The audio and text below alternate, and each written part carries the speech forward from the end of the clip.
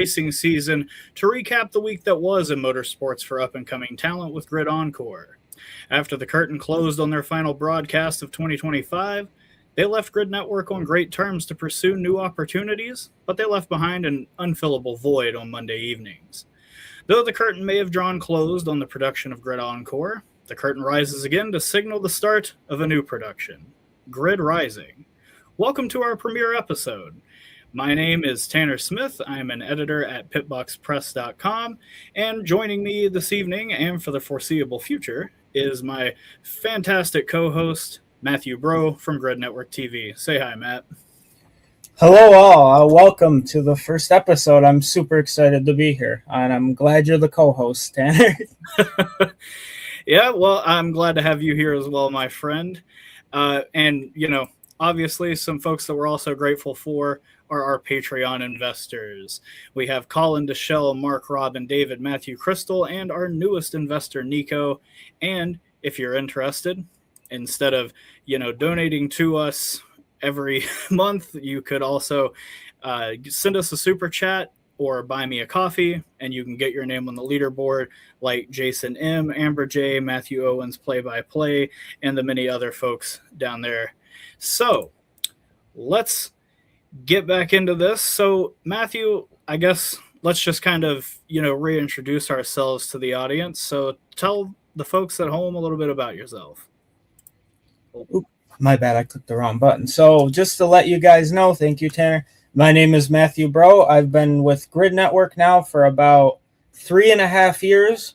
I've been writing NASCAR Cup Series recaps every Sunday night or Monday night, depending on the weather, for the website gridnetworktv.com. Make sure to check that out.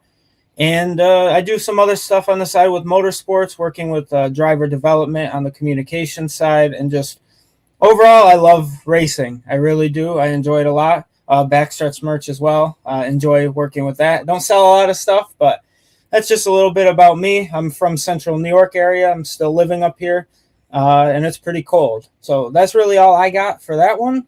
But Tanner, you're a little bit newer, and I think you're very recognizable though. So I'll throw it over to you.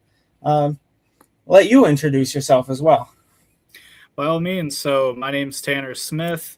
I am from rural West Virginia. I joined Grid Network in January of 2025, and after a fantastic 2025 racing season, Joe and Kobe decided to give us the green light to take up your Monday evening slots. My background is very much in NASCAR, but I watch pretty much anything that has wheels on it that races, whether that be, obviously, we have pro and super late model divisions throughout the U.S. that run throughout the season.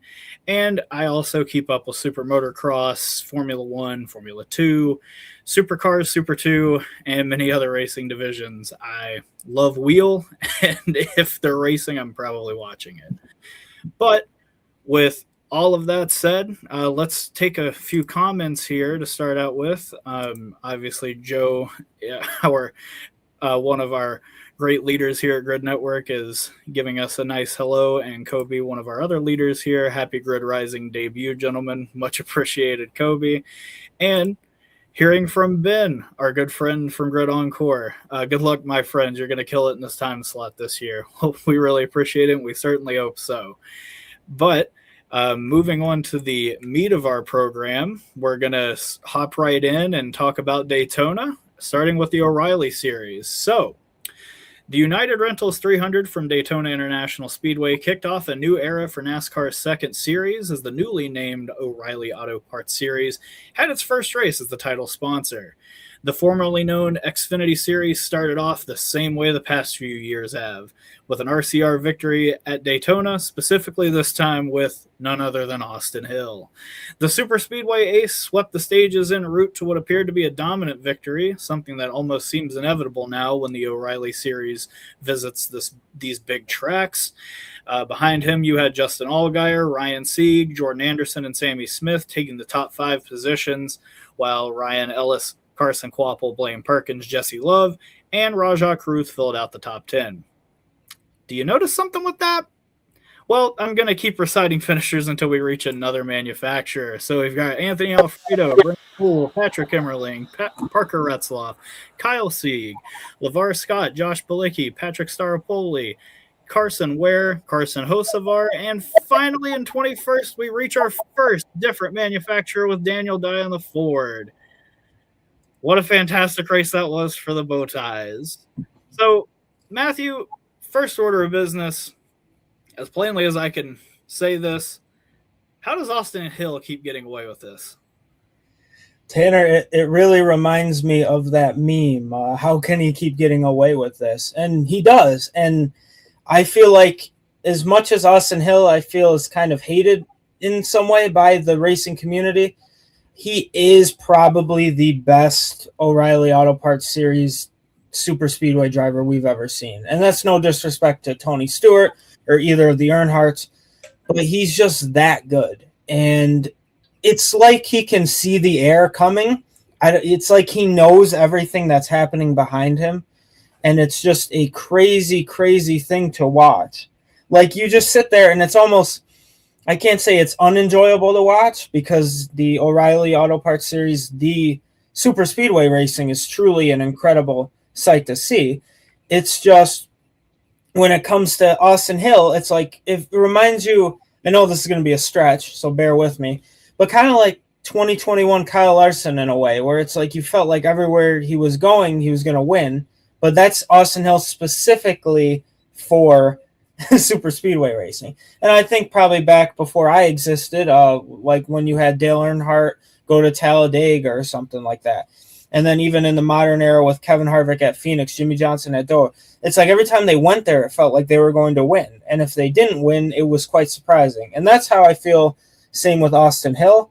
He's just that good. I don't know if he can see the air, if he's got an it factor for sure on those super speedways, but yeah, I just have to give him the props. I mean, RCR super speedway equipment is an incredible thing. It really is in the O'Reilly series, but man, Austin Hill's just got something. So I'm curious to see how you kind of feel about Austin Hill. Just can't really say getting away with it, but it's kind of what he's doing. He's dominating.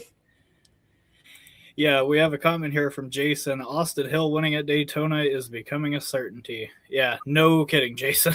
It has, I mean, outside of obviously you had Jesse Love winning last year's race, but outside of that, the last we'll call it 4 out of 5, he's been the winner of them. So yeah, I mean, I think part of it really stems from the fact that Austin Hill obviously has some of the best Xfinity equipment for these specific tracks in the entire field.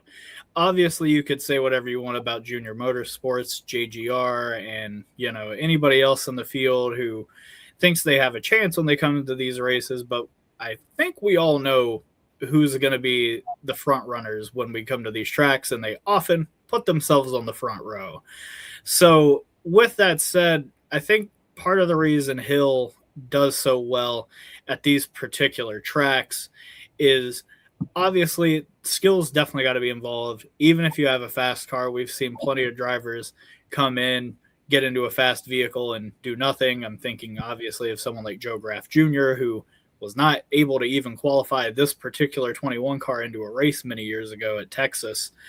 But that just kind of goes to show, like, even if you put, any other O'Reilly racer in this 21 RCR car, it's not going to guarantee success. Austin Hill has a specific skill set that allows him to dominate these races. And unfortunately, I think the folks that, are his adversaries on the racetrack do a very bad job of getting organized and creating runs, in order to try to stifle him. So I think, like I said, it's got a lot to do with the equipment, Hill's skill, and more so to do with, since these are pack races, the pack not doing enough to take down the leader, more or less. Moving on, are you as astonished that I am that Chevy managed to fill out the entire top 20 with their vehicles? I feel like, Tanner, it's one of those things where you joke like it's going to happen because if you look at Chevrolet, what do they have, like 30 of the 38 entries? And then Toyota. It's a good cut, yeah. I think what Toyota had 6 and then Ford had 3. So maybe 29 entries if the math is correct there. But the fact that, like you said, the fact that they had all 20 top spots, and just looking at my notes here, Daniel Dye, who that ride I feel like came very at the last second in that number 52 car. I had to make sure the font looks like 62 on the app.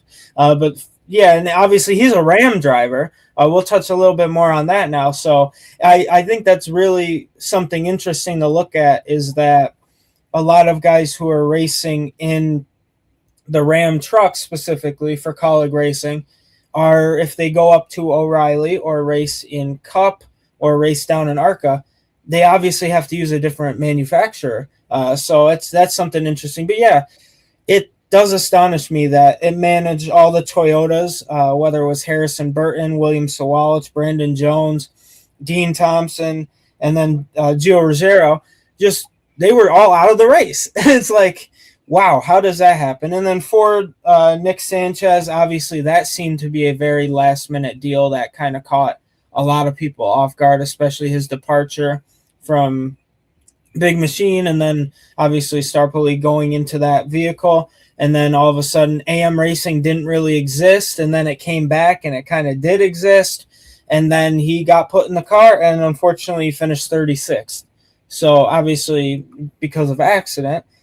But yeah, it's astonishing. And you have the best plate racers in the sport specifically are the guys like Austin Hill, Justin Allgaier. They're all Chevrolet drivers. And I want to read this comment, though, from Kidland. It was just the Austin Hill show at Daytona, so get ready to see the same thing at Atlanta, which is his home track. So, yeah, well, I'd expect it. I'm not saying we do pick a winner for O'Reilly, but, yeah, that would probably pick a winner, and it'd be Austin Hill. But, yeah, he's got that it factor. And when I throw this over to you, Tanner, not only are you astonished if you are the same way as me, but it's like, why don't they pass Austin Hill? That's what I want to know. Is there a reason? Are they scared? I don't. I mean, I'd say at this point it's impossible to tell.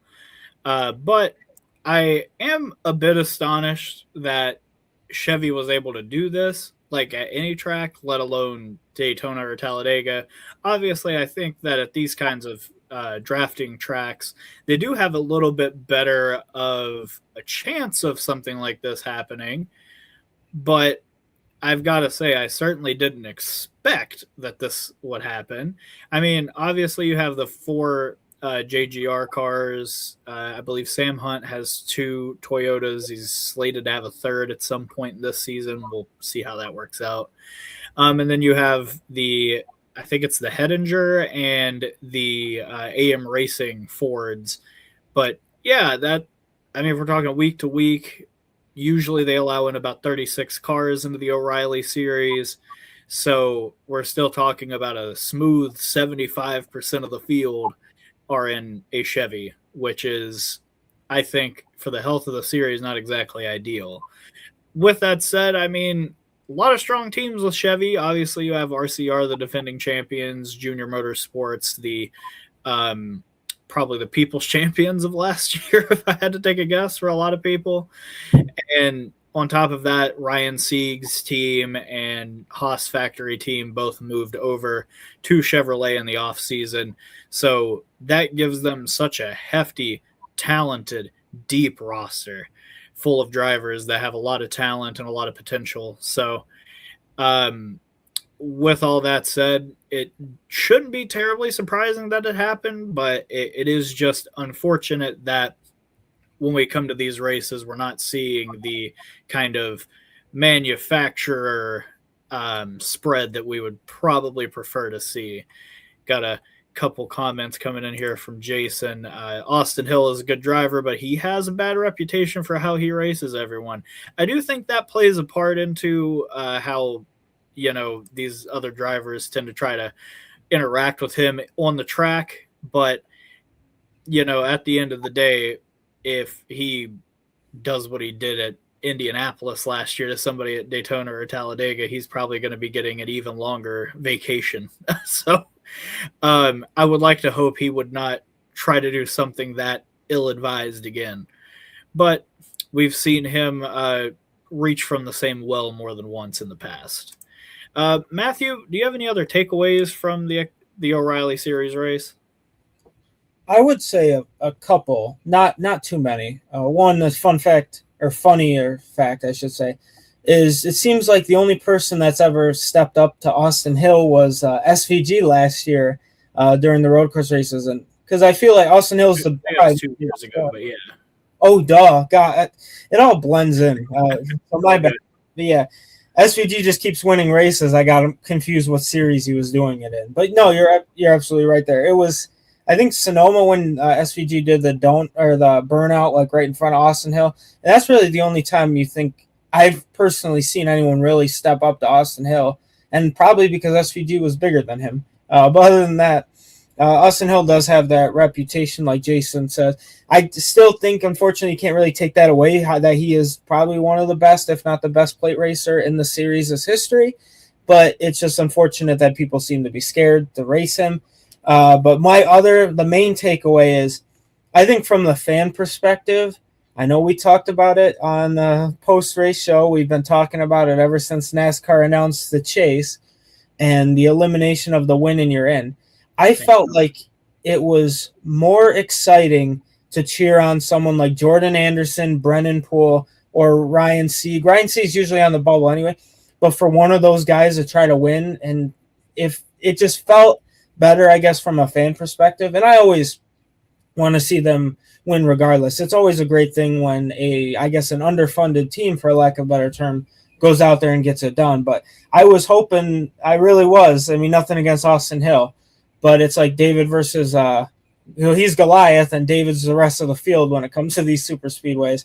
And it would have been so cool. Jordan Anderson or Ryan Sieg's never won a race. Blaine Perkins up there as well, doing well. And then Brennan Poole, even Patrick Emmerling was up towards the front too. We'll talk about him too a little bit later in the broadcast. But that was kind of my major takeaway was it felt really good to go to a super speedway event and cheer on the underdogs, maybe even a little bit more than usual, solely because, if they win, they probably wouldn't, I guess, quote, waste a playoff spot.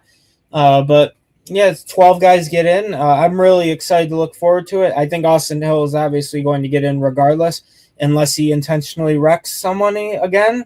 And it's funny, I'm pretty sure he would have made the championship 4 if he didn't do that, if everything stayed the same. Because I think he made it, but Jesse Love didn't for the owner's points. Is that ringing a bell? I think so. Last year, something like Jesse Love finished 5th in owner's points, and Austin Hill ended up being like 4th in owner's points because of the way when he got penalized, it was the driver, not the team. Yeah. So yeah, that's all my rant. I apologize. Hey, all good. Yeah, just a couple shout outs here. Obviously, we had Jordan Anderson have a fantastic run towards the end there. It's a shame that Hill got down there and blocked him. I would have liked to have seen him try to duke it out, maybe get some reclamation after that horrible, fiery Talladega crash that he had a few years back in the Truck Series. Ryan Ellis, a 6th place finish. That is huge for that team. Blaine Perkins, that was the most I have ever seen of Blaine Perkins, ever, doing anything. So shout out to him. Great work, pal.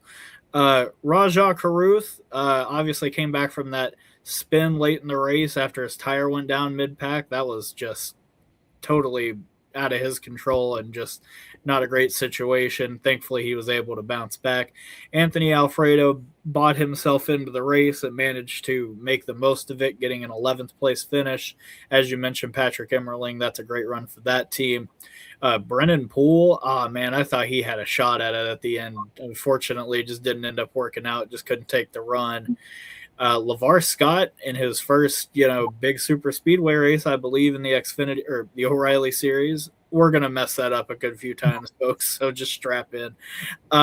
Anyhow, LeVar Scott doing a fantastic job.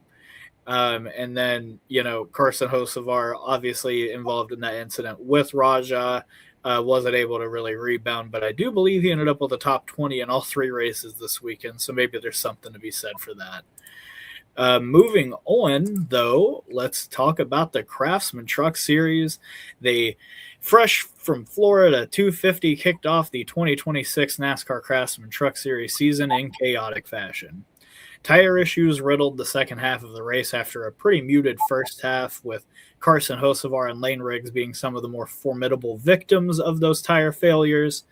At the end, it was an absolute mad dash to the finish line, with John Hunter Nemechek leading the charge for Stuart Friesen's team. He held the lead for a significant portion of the final lap, but as the field approached the tri-oval and finish line, Nemechek made all the wrong moves, opening the door for Chandler Smith. Chandler Smith in a 4-wide move snuck underneath Nemechek, Gio Ruggiero, and Christian Eckes to steal the victory away, all from a big Ty Majeski push. Matt, obviously we can toss the O'Reilly finish out of this. Was the truck finish better than Cup's? That's a tough question, honestly. What I'm going to do is I'm going to throw these comments up there so I could think while we're reading it really quickly, just to go back a little bit. Joe mentioned that he was impressed with Austin Hill's performance at Portland last year. And then Ben Schneider also shout out Motorsports Monday coming on his channel. So make sure you tune in to that as well.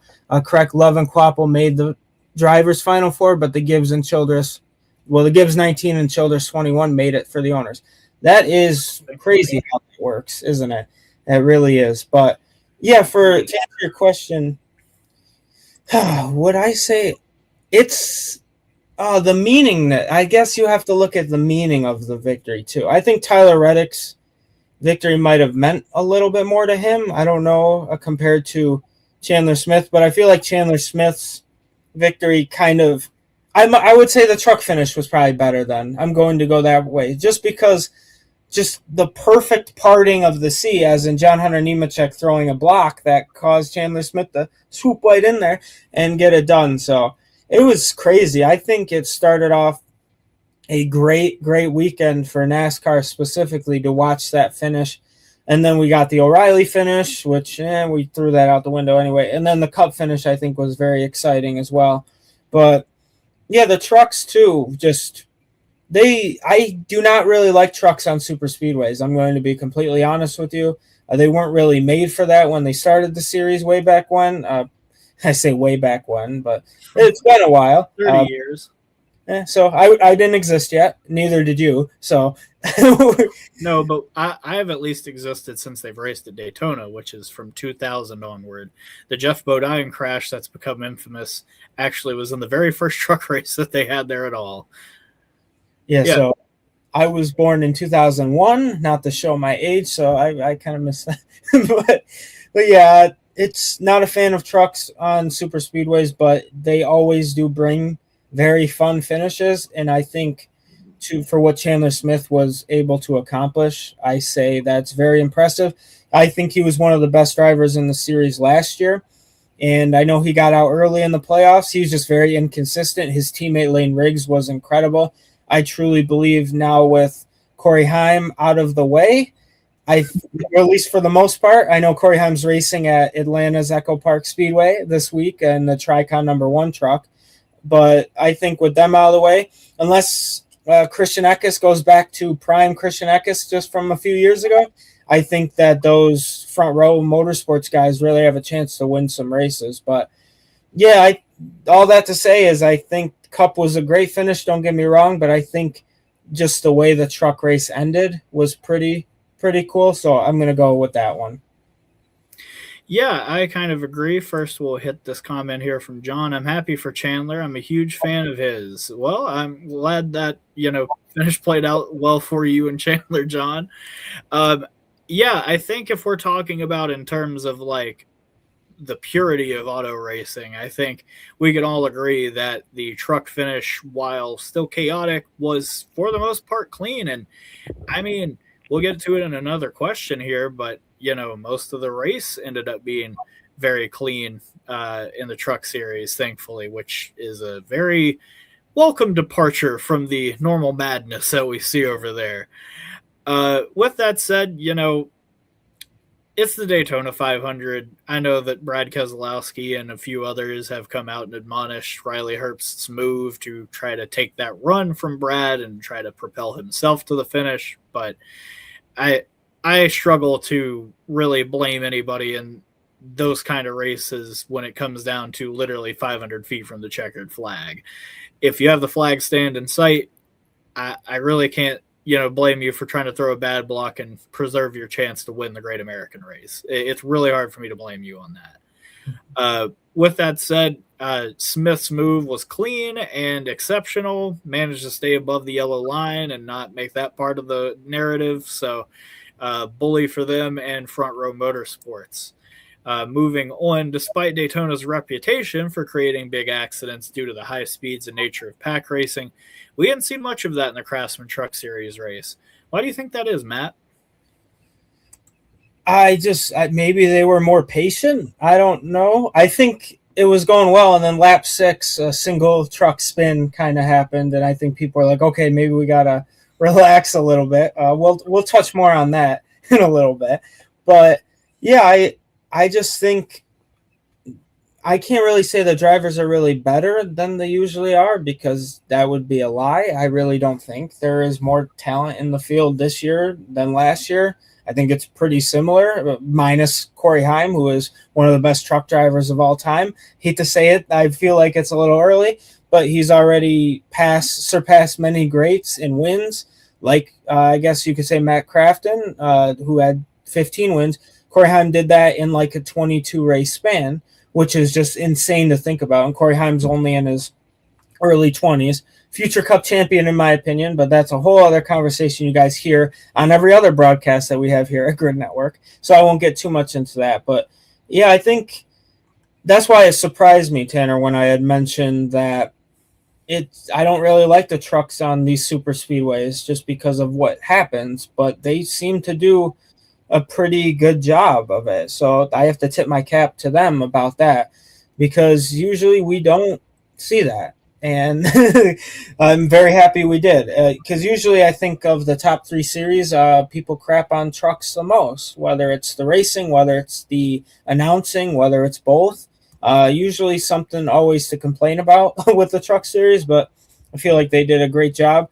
Could have been there was a couple cup drivers in the race. And just I want to bring up another comment from John Bender as well. John Hunter Nemechek is racing the trucks again this week in Atlanta. I think part of it, too, was I know John Hunter Nemechek, it's kind of hard to say that he might be I guess what's the best way to describe it? I'm not going to say he's a star by any stretch of the imagination, and that's with all due respect to John Hunter Nemechek, but I think he was a great truck driver, and he knows what to do. And I think him being in the field does help that out. I think Carson Hocevar, besides blowing the tire, which is out of his control many times in that event, is a great person to have in that. I think Christian Eckes is great, Ty Majeski, even Ricky Stenhouse Jr. I know people probably dismiss him. It was his first ever truck start, and he ran a very respectable race. He is a 4-time Cup Series winner on super speedways. So when you have that amount of talent and experience to kind of be like, don't mess this up, I feel like that did help a lot, in my opinion. Definitely. I mean, I also think, you kind of touched on it, but there were a lot of veteran, Cup guys in the field that have a lot of experience in these Craftsman trucks that, like Nemechek. Nemechek's had a ton of experience in the truck series, built and then rebuilt his career in the series. You've obviously got Ricky Stenhouse, who, though doesn't have a whole lot of truck races under his belt, has plenty of Cup Series and Xfinity Series super speedway success to build from. And, there's also a lot of maturity at the front of the field, I feel like, which you don't often see at this level. Even Gio Ruggiero, he's not a rookie by any stretch. Brendan Queen, though a rookie, is a bit on the mature side for a rookie. Ran a lot of ARCA races last year and won at Daytona in the ARCA series last year. Caden Honeycutt obviously made the Final Four last year. Very solid, a very mature racer most of the time.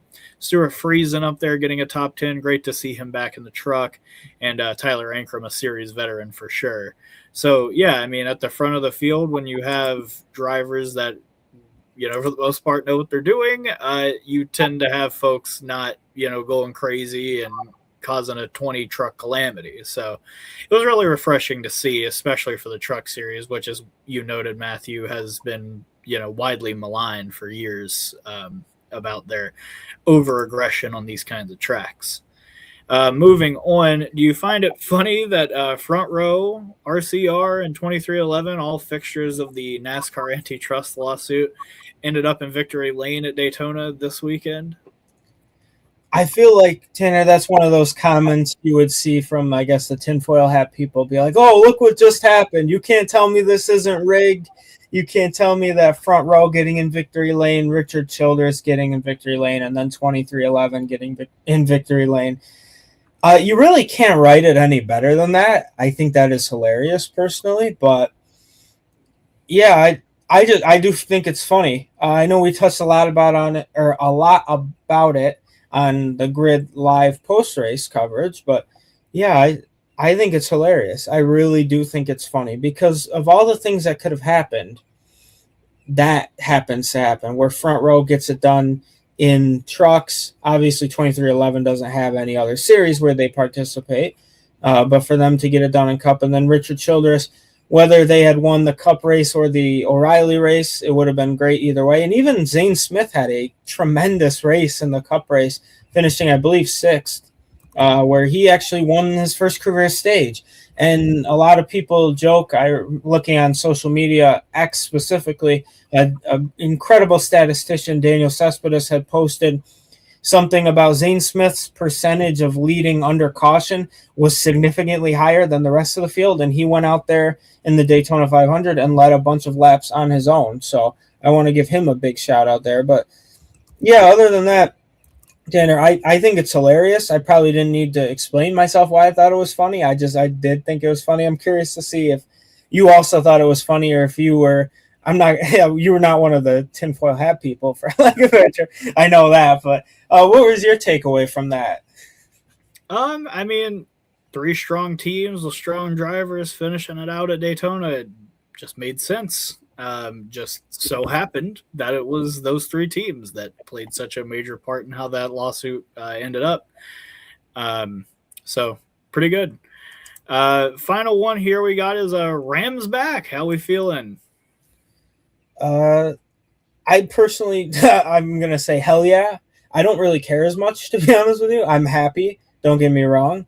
But it's just, yeah, it's okay. I mean, I'm excited. I love new OEMs. I really do enjoy it a lot. The fact that even they had this show, which obviously, the spoiler alert, the driver in the 14 truck won the Ram Race for the Seat show. And he's a great young driver. I paid attention to him a lot, from Manassas, Virginia, Mini Tyrell. I'm very happy to see him in the truck series. He deserves it. He really does a lot of causes, Mini's Mission and stuff like that. Really, you should check out Mini Tyrell. I think he can be a fan favorite for years to come. But Ram, Brendan Queen, like you said, their first top 10 with Dodge-Ram since I was like 12 years old. So that's pretty cool. Obviously, they haven't been in the sport for a while. And then looking, Daniel Dye, Mini Tyrell, Justin Haley led the most laps, I believe, of the race. So let's give him a shout out. He's a great super speedway racer. Obviously has won in Cup and super speedway. No, there's certain circumstances, but a win's a win in my opinion. He's won multiple in the O'Reilly series. I don't know if he has a truck win yet, does he? Off the top of my head, I don't know if Justin Haley does, but I think he can definitely get it.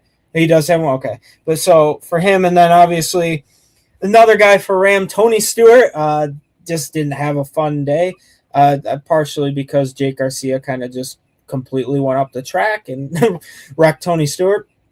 But yeah, Rams back. I guess I can give it a hell yeah, Tanner, honestly. But other than that, it doesn't really change much. It's just exciting to bring a new OEM into the sport. I think we can both agree on that. Obviously, more variety in the field, allows for more strong trucks in the field. But I will say next week we're going to, have a bit of the same with it being another drafting style track. And as John here points out, you have a stacked truck field for Atlanta: JHN, Heim, Kyle Busch, Ty Dillon, Stenhouse, and Carson Hocevar. It's a lot of experience to try to duke it out with, even though John does note, I'm happy it gives more young drivers more starts, especially in the 25 truck. Couldn't agree more on that, John. And a nice message here from Scott saying, congrats on the new show. Let's go. #short track. Much appreciated, Scott. But yeah, I would say it was a bit of a muted showing for Ram. Obviously, I think they're still trying to, get to grips with the truck and, how it's going to handle and all that. So I frankly don't expect them to do anything too, spectacular or, beat the brakes off of everybody coming out the gate. I mean, Toyota didn't do it back in 2004. Dodge didn't do it when they came up to the Cup Series in 2001 until mid-season. So you can't really expect these teams to come out here and, hit victory lane immediately, even though that's what Kaulig would love to do. But I think they have a great lineup of 4 drivers, and they've got that 5th open truck that they just, put anybody in. So hopefully we'll see some drivers that participated on Race for the Seat, which you can find on YouTube. Hopefully some of those drivers like Michael Christopher Jr., who we'll talk about shortly, will be, making some spot gigs in that particular truck. But before we move on from NASCAR and move on to ARCA, let's go from the end of the truck race back to the very beginning. We have to talk about Garrett Mitchell, also known to many as Cletus McFarland. He became the first caution of the 2026 NASCAR season when he lost control of his number 4 Nice Motorsports Chevy all on his own, craning into the inside wall, ending his night before completing even 6 laps of a 100-lap event. While mostly known for his YouTube career, where he's amassed over 4.6 million subscribers, McFarland really knows how to take and tackle a quarter mile, setting a number of drag racing records, and he's driven strongly on his own short track that he owns, where he, obviously gets behind the wheel of Crown Victorias and such that he helps tune up. With all that said, Matthew, after this most recent truck outing, how much more stock should NASCAR be putting in the Cletus McFarland experiment? That's tough. I do think it's a double-edged sword, Tanner. I really do believe it. And I want to pull up this photo yet again.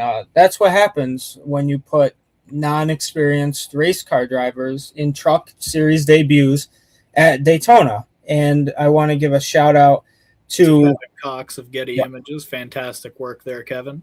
I know, talk about a great shot there. I'm going to bring us back here. But yeah, it's, with all due respect to Garrett Mitchell, bro should not be there. It's that simple. I really do not believe he should be in the truck series. I don't really believe he should be touching ARCA a lot either. And I want to bring up this comment too from Scott Lynch. Like any first day, good and bad, but a drafting track as a debut is a high-speed risk. And it was. Granted, he had a hell of a qualifying, don't get me wrong, but he lost it on his own, 12, 15 miles into the event. And it's just, he just shouldn't be doing that. And I think, with all due respect to him, I absolutely love what he's been able to accomplish. I love the fact that he's getting all the attention to motorsport. He brings in this new audience, and it is incredible with the live stream.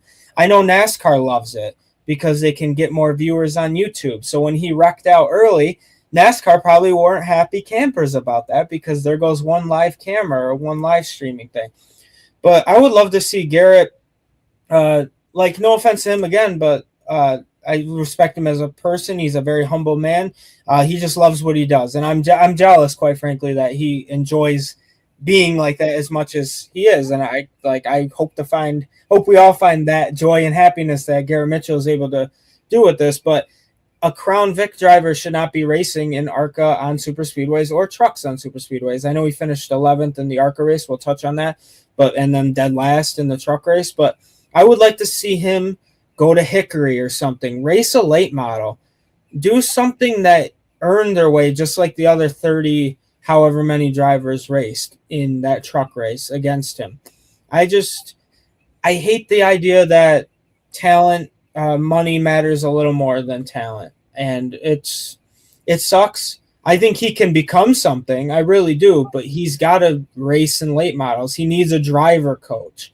He needs something. If he really wants to do this and take it seriously, I think he should take it seriously. He's got potential. He's not the worst ARCA driver in the field. He's not even close, I don't believe. But he would be the worst truck driver in the field. I don't think that's close. Unless you can argue some guys and gals, but I don't think he's really that great. But he's also very new to this. He's obviously a YouTuber content creator that races Crown Vics and makes money doing that. And then he gets enough money in sponsorship to go race truck race and then go race ARCA. So I know I just kind of beat him down a little bit.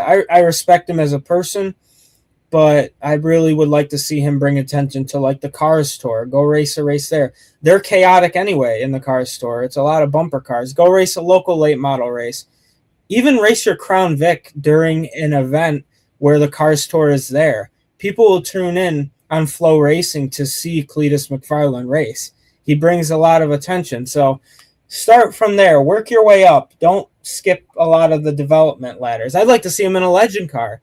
Those are one of the hardest things to drive, I've been told, by a lot of young drivers who have won races in, whether it's ARCA, have competed in trucks. And there's a lot of cup guys who say legend cars, they go back to relearn how to drive because they're difficult.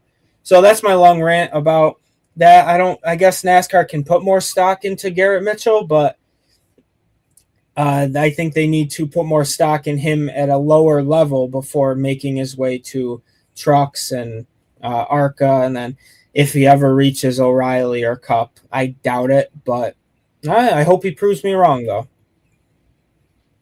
For sure. And, obviously we're not trying to come at this situation with Cletus McFarland as like a, gotcha or anything like that. Like, as you noted in our previous segment, Matthew, talking about the truck race itself, Jake Garcia, who has contended for race wins and made it to the playoffs last year, he had a very similar moment coming out of turn 4 later in the race. And I mean, obviously we saw the exit of turn 4 because of the, extensive wind that we had this weekend down south. Obviously that played a factor in it, I would imagine. Even still, we have to approach these kinds of situations with a little bit more gradual progression, as Matthew kind of laid out. Obviously, we want someone with, his kind of following and, the amount of folks that keep up with his YouTube channel. We would love to have those folks as fans in the sport and show up on Fridays, Saturdays, and Sundays, Thursday nights as well, to attend races and watch on TV. But at the end of the day, you cannot sell the cart before the horse. And I kind of feel like that's what's been happening with this situation with Cletus. Obviously, I think that in certain contexts, he is a great race car driver. Obviously, like I mentioned in the lead up to this question, he has multiple world records in quarter mile times, but drag racing and oval racing are entirely different endeavors, and one is more about burst and how quickly you get through the gears than the NASCAR Craftsman Truck Series and the ARCA Menards Series, which are a bit more of a marathon, we'll call it, in comparison. So with that said, obviously you want to see someone like Cletus who, shares a lot of, I would imagine, the dreams that fans of the sport have had, where we would love to, be able to hop into a car and, compete at Daytona or Talladega and go out and maybe become a NASCAR winner. But that leads me to my next question. Most of the ARCA field the very next day refused to work with Cletus, leading to him falling just short of a top 10 and 11th. an article published by Asaf Cohen, sorry if I mispronounced your name, on solitairebliss.com from July 2024, and we are going to link that in the chat below. It examined the results of a survey done with over 2,000 Americans that showed that 6% of those surveyed believed that they can win a NASCAR race. I just touched on most of Cletus's actual accomplishments behind the wheel. So, Matthew, I'm going to throw it back to you. Is he kind of proving that regular Americans can't just strap into a race car or truck at Daytona and go out there and win? Because I kind of feel like what happened on Friday night and later on Saturday were kind of lending credence to that exact issue. Yeah, and I think that's those 6% are absolute morons if they really think that they can go and get in a race car and go compete and win. I think they're stupid, personally. And that's a nice way to describe them. Because you really think these people who have been training since before they could even walk in go-karts, really, that you can go out there and win at Daytona. Like, or in NASCAR, you got to be out of your dang mind. But in this fact that this is different, like, Tanner, you and me, we would do horrible. We really would. The NASCAR 25 iRacing, it's not the same. Cletus McFarland, which is Garrett Mitchell, is a very above average driver. He's won, like you listed his accomplishments. And for him to go out there in a NASCAR race and do what he did, and you think the average Joe, these people who are sitting on their couch, think they can go out there and win is blasphemous. It really is. So I just think it proves again that you could be an above average driver like Garrett Mitchell who can go out there and probably win races if he competed against all these people. And I think a lot of YouTube videos are just getting random people in the cars, and he can win very easily. But he's got a lot of talent, and I think he's got a lot of untapped potential. I really do. But for him to go out there and perform like that, and then these people think that 6% think they can go out there and win a NASCAR race, it's just very, very, very silly to me. And before I throw it to you, Tanner, I did want to pull up a comment from Ben because Ben is leaving to go to his own broadcast. He said, saw a tweet suggesting Adam Andretti was the worst approval of 2026 so far. Ben loves Cletus, but let's be real, Andretti isn't even the most questionable approval in the truck series in the last week. And I also want to thank you for that. I have a less problem with him being an ARCA. They've allowed plenty of questionable cars and drivers before, but even the jumps to truck is massive. I don't think he's even close to ready. And even John Bender had mentioned Adam Andretti in attempting in Atlanta in the truck series for Tricon Garage as well. Also want to say thank you to Scott for he said, yes, that part earned that knowledge. And then same thing with his marketability. Yes, bring the fans to learn, but let him watch him at the short tracks. So sorry about that. And I also want to shout out Ben one last time. We got to get ready for our show. Best of luck to Ben and Brandon. Without them, this show wouldn't even exist right now. So I want to give them another shout out. Make sure you tune in to Ben Schneider's YouTube channel as well. And keep up the good work. We really do appreciate you, Ben. And Brandon as well. But yeah, that was my long rant. I really do apologize. But I hate the fact that people say silly stuff like that, Tanner, that they really think they can get in a race car and drive. Sometimes if you watch the ARCA East or the ARCA West, you would watch it and you'd be like, maybe I would have a chance to not finish last. Like sometimes you really do believe like that, but that's a lot different than being in a NASCAR event like the trucks, O'Reilly or Cup. Like those people are silly. If it's 6% of ARCA West, then you're like, oh, maybe I could finish the race, not on only 10 laps down as opposed to 5. But that's my long rant. I'll shut up. I'll let you take over the question. I mean, honestly, you kind of covered it all, and I don't really have much to add. It's just the fact that I kind of agree with Ben that, like, if he just stuck to ARCA for a good little while and got his feet, underneath him, and he could really start to run in the higher ranks of those series, I would have felt a little bit more confident about his chances yesterday, or, well, not yesterday, but Friday night, and then later on Saturday. But I mean, most of the ARCA races last year, he got in accidents. So I didn't even really see a whole lot of him last year, unfortunately. So it would just be nice to have NASCAR not prioritize the audience over the quality of the product. And hopefully this will be a good litmus test for them to refer back to going forward. Speaking of the ARCA Menards race, the General Tire 200 concluded on Saturday afternoon with Joe Gibbs Racing getting their first ARCA win at Daytona as Gio Ruggiero found victory lane in ARCA for the very first time in his young career. Ruggiero spent some time behind the Nitro Motorsports duo of Gus Dean and Jake Finch until a shove from Ruggiero sent both of them up into the outside wall, resulting in an overtime finish. Finch was none too happy with his friend Ruggiero, saying, "I don't think there's any helping him, and he's not going to change. It's not the first time that we've been in this situation. I've been friends with him, and I've always been fine with him, so I don't mind him as a person, but it just sucks." Matthew, do you think Gio Ruggiero did anything wrong or should have done anything differently in that final 5 laps, or do you think it was just a racing deal that went the other way? I feel like, again, I always contradict myself when I start talking too long, but I think this is really one of those things, Tanner, where it's like he could have done something differently. Like he didn't need to be pushing that hard with however many laps to go. But at the same time, you're urgent and you want to get around those Nitro Motorsports guys right there. And it's funny, I love Toyota solely because it seems like there's always beef between a lot of talented drivers in their own system, whether it's was it Jesse Love and Sammy Smith had beef, I believe, when they were in ARCA, and then obviously Corey Heim and Ty Gibbs. It's like they had a lot of talent, but it's like the best always seem to butt heads, and I think that's exciting. But to answer your question, Gio is experienced enough as young as he is. I'm surprised he had never won an ARCA race, but we had talked in our chats that he just really didn't do as well as he should have done when he was in ARCA.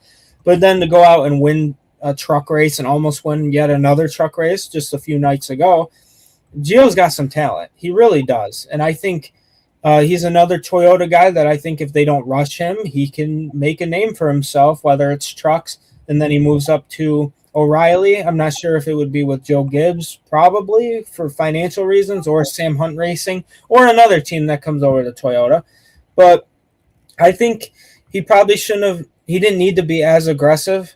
He really didn't. But it happened, and he got it done. And I feel horrible for Nitro Motorsports. It seemed like their entire lineup of drivers wrecked out, and they had like 47 cars in that race. On a serious note, they had a lot less than that, obviously. But like Annunziata wrecked out, Isabella Robusto had issues, and then obviously Jake Finch and Gus Dean both wrecked out. So one of them finished, but still, yeah, it's just yeah, that's kind of what happened. That's all I got for that. I'm interested to hear what you got to say about that too.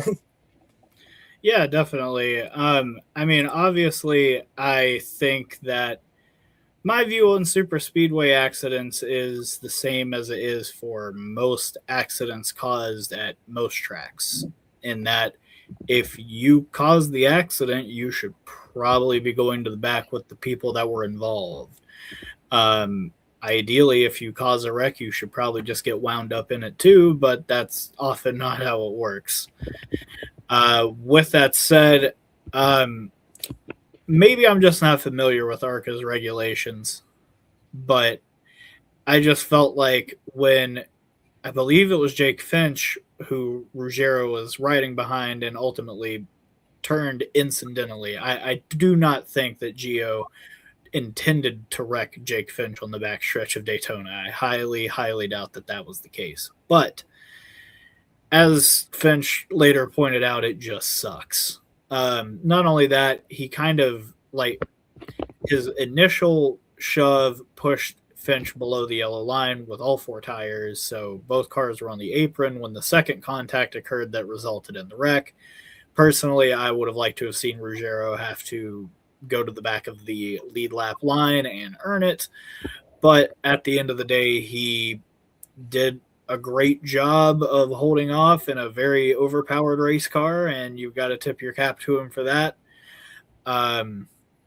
Would have been nice to have seen him, Finch, and Dean kind of battled it out there towards the finish of the race, but I felt the same way about Hocevar, Jones, and McDowell in the Cup race on Sunday, so, I mean, it's just the nature of the beast at these kinds of races. But with that in the rearview mirror, we are going to move on to the World Series of Asphalt and Whelen Modifieds and the ASA Star National Tour. So, Matthew, what are your updates on that? Absolutely, yeah. Sorry to all the people at home. We got so excited we started yapping, and little did we know that we're almost to an hour. So I will try to get through this next part as fast as we can, just to give you an update, because this is new to Grid Network. If a lot of people probably don't remember, is this is a part of the expansion. We're going to be covering some great late model series as well. And what a way to start by kicking off the 60th World Series of Asphalt from New Smyrna Speedway. It took place between February 6th and February 14th. There was tons of action. I'm telling you guys, you got to get Flow Racing because it's incredible. Tons of action over 9 nights of some good old-fashioned short track racing. You got to love it. But for those of you who don't know, this event, like I just mentioned, was streamed on Flow Racing. Tons of different classes. You had pro late models, super late models, bombers, sprint cars, super stocks, more sprint cars, multiple modified classes, including the NASCAR Whelen Modified Tour, and then one of my personal favorites, the ASA Star National Tour. I'll go through this quickly. Let's touch on a few of these series, obviously. So starting with the super late model, Spencer Davis. I want to give a shout out to Spencer Davis, 27-year-old from Dawsonville, Georgia. They do ring the siren for him, just to let you know. He won the super late model championship. He held off Jade Avedisian, Max Reeves, George Phillips, another name to watch, and then the Canadian Nicholas Noggle. That kid's a great driver as well. On the pro late model side of things, 14-year-old California standout Vito Cancilla earned the pro late model championship driving for Rackley War. If you don't know about Vito, I promise you will. You will know soon who that kid is. He's an incredible talent. And the reason why I say that, he's known for breaking a lot of records set by 2025 O'Reilly champion Jesse Love, when Jesse Love was a young up-and-comer in California as well, Madera Speedway. So shout out to Vito Cancilla. He held off Cole Roby, Connor Jones, a name you might recognize, William Roberge, Gage Gilby, and then Raphael Lassard, another name you probably recognize. And a fun note about those, 3 of those guys are Canadian, which is pretty cool. Able to get down from Canada to Florida. And a fun note about Davis from the Supers and Lassard from the Pro Late Models. They have both competed in the NASCAR Truck Series for Kyle Busch Motorsports at some point in their careers. So that's probably, if you recognize those names, that's where you go from. So a lot of the time people think when the drivers are not racing in NASCAR anymore, they just stop. That is not the case. They really still go out there and do it. So the next series I will summarize. So hopefully with me talking fast, you guys were able to catch that. So I'll talk about the NASCAR Whelen Modified Series. That's a New England type of thing. Up here we have one of my local tracks, Oswego Speedway, is on the calendar. Very exciting. 2026 season kicked off at New Smyrna as well. A track that the series has only visited since 2022, which is very interesting to me. And it's well known, if you're a modified fan, is well known in that community that this track does not always sit well, and it always eludes the 4-time champion Justin Bonsignor. Well, it did up until just a few nights ago. Justin Bonsignor won the New Smyrna Beach Area Visitors Bureau 200, marking his 48th win in the series, which is good for second all-time behind the late, great Mike Stefanik. As you can see by the results next to me, he held off the up-and-comer Tyler Repkema, who finished second. On multiple restarts, he held him off. Reigning series champion Austin Beers and ran for the race for the seat competitor Austin Beers. That's where you probably know him from. He finished third, followed by Patrick Emmerling in fourth and Craig Lutz in fifth. If you look at these other notables, it'd be my right, technically. Well, on the screen, it would be the left. Ryan Priest was in this race. He had finished seventh. Ryan Newman, eighth. Former NASCAR Pocono Truck Series winner Joey Coulter, who is also a driving coach, he finished in 15th. And then other Ram competitor Mike Christopher Jr. finished 19th. And then you go to the other side of the results, and NASCAR Hall of Famer Bobby Labonte was also in this race. That's a fun fact, sponsored by Cookout. He finished 31st after an accident. So pretty much go check those out on YouTube. There's highlights. Modified racing is some of the best out there, in my personal opinion. I think I'm biased because Richie Evans is from my hometown, and he was the best to ever do it. I'm not even going to debate with that. Jerry Cook's also one of the best to ever do it.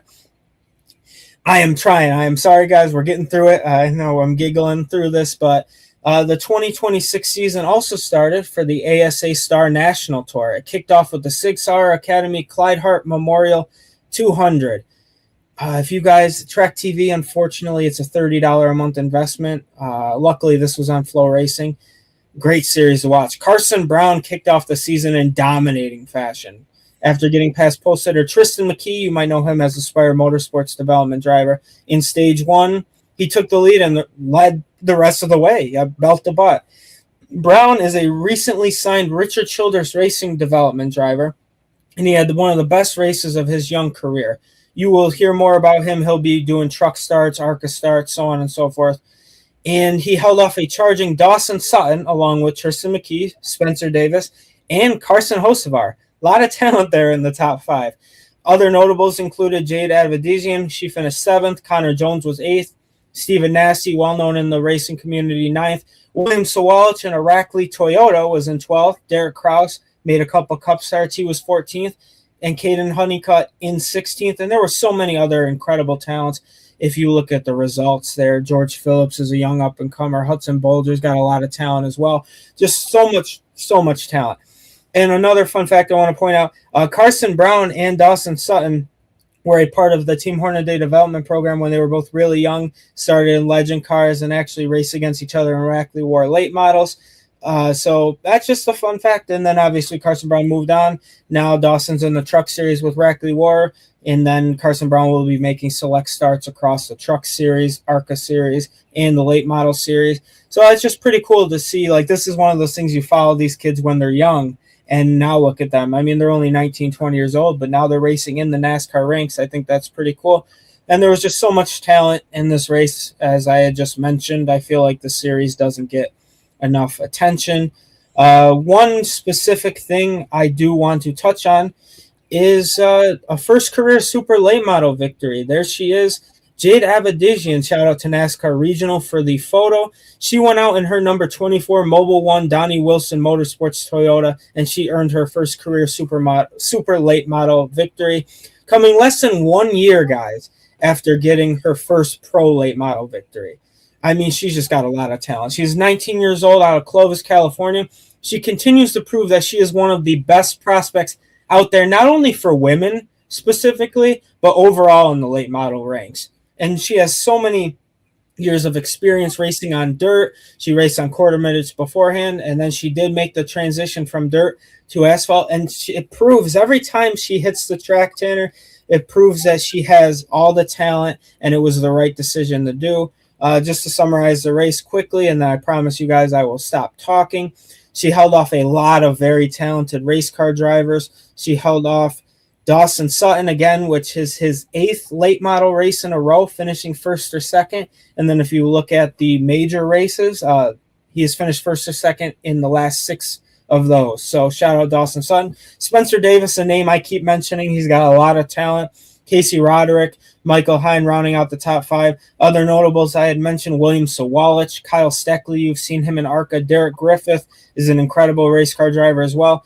Along with, I mean, there was so much talent. My mouth is dry, Tanner. I've been talking so much. Max Reeves, future ARCA champion, I would say. George Phillips, Connor Jones. ARCA East champion Isaac Kitzmiller is also starting to get into super late models as well. I'd take a look out for him in that CR7 team.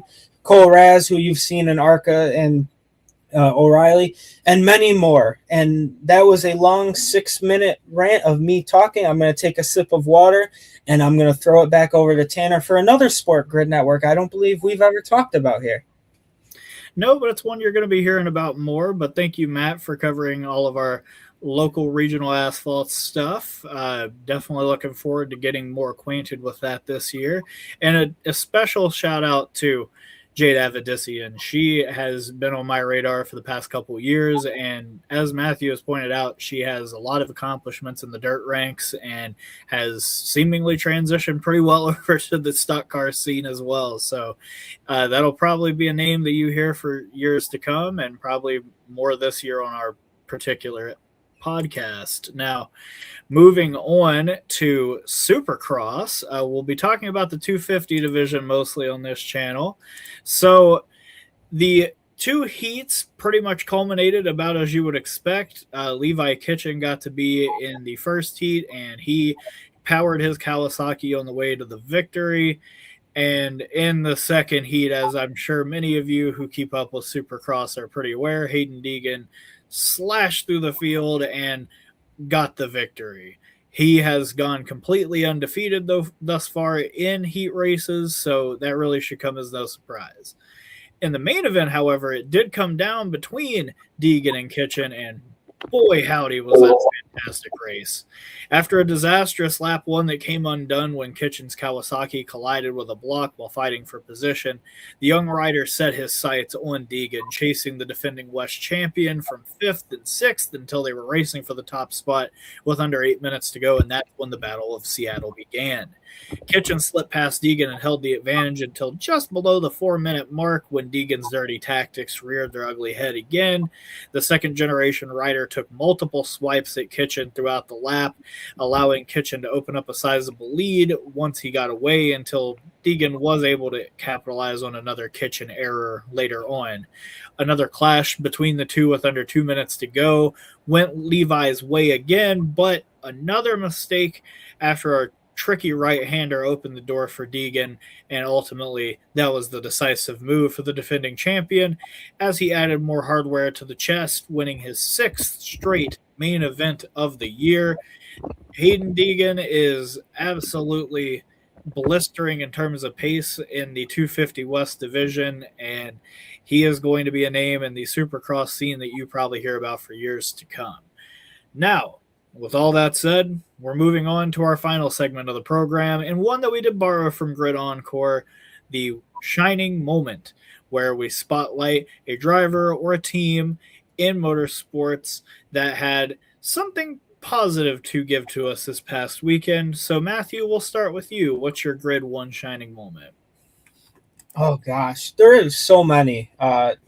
I know it's never a one shining moment. I feel for me, I hate to be that guy personally, but I do it anyway. I think we saw a lot of talent in the late model ranks. I think Jade Avedisian is another incredible talent. I think Reilly War, you look at what they were able to accomplish. Dawson Sutton finishing runner-up multiple times. Vito Cancilla at 14 years old getting that championship. I think that's a lot. Obviously, you can mention Haiden Deegan getting it done. I do want to mention one driver who it's going to kind of be a little different. We only talked about him for a brief second, but my one shining moment personally is Stuart Friesen. And the reason why I say that is because if you guys don't know, he was in a horrific accident just a few months ago, racing his dirt car up, not as local to me as usual, but he did come out there and he got into a horrific accident and he fractured his hit everything. Like you didn't know that he was going to be able to get back into a racing vehicle, let alone go out there in his dirt late model. And he won multiple races. I think at least one race during Super Dirt Week and just the Speed Weeks, and then came out and finished 10th in the truck race.